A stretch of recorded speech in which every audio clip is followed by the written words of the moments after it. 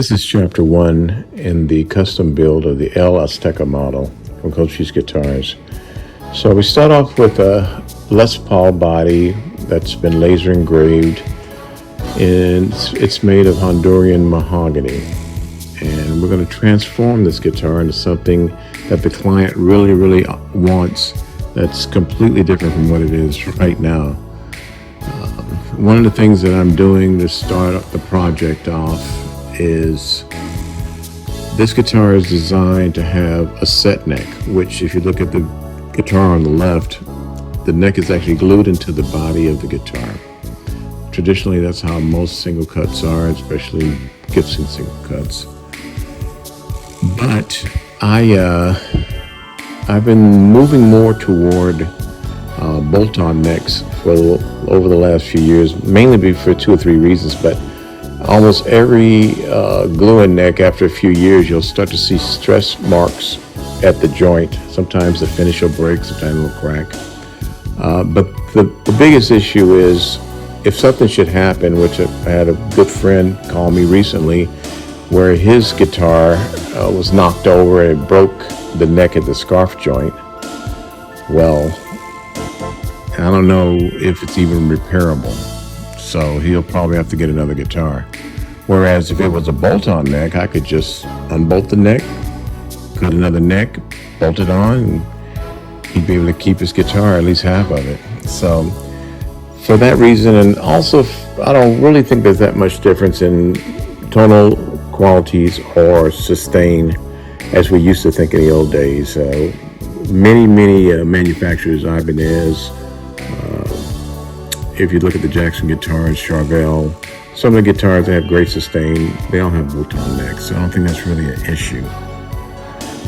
So one of the things I do like, though, and I have it on my Line 6 Shuriken 250 or on my Godin Multi-Act or my Godin LGXSA, is instead of using a plate, as you see on the right, the guitar on the right has a bolt-on plate from Fender.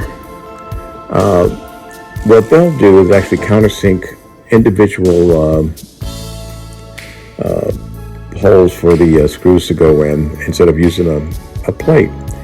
I think it's a more of an elegant solution to the problem, and I also think that it's just one less bulky item on the body that takes away from the playability of the upper register of the neck. So you get a little bit more of the actual body in your palm instead of a cold metal plate.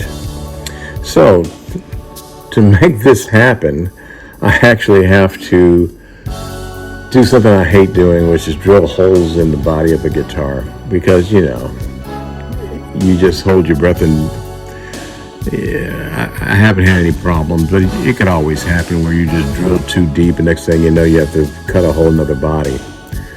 So what you can see now in the video, I'm actually using my drill press and a Forester bit to countersink 10mm holes, so we have recessed grommets to hold the screws and plates for the neck.